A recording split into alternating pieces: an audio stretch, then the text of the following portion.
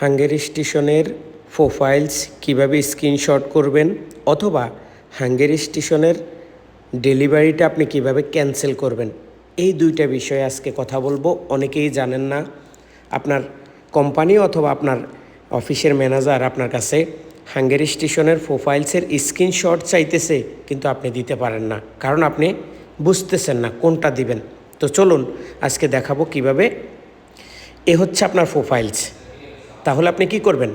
সর্বপ্রথম ইনবক্স, এরপরে ওয়ালেট, নিচে লেখা আছে মাই প্রোফাইলস, আপনি এখানে যাবেন। এখানে যাওয়ার পরে আপনি এইভাবে একটা অপশন পাবেন।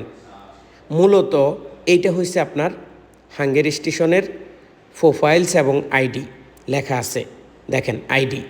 তো আপনার কোম্পানি যদি আপনার কাছে আইডির স্ক্রিনশট চাইতেছে, আপনি সাথে সাথে এই আইডিটা এইভাবে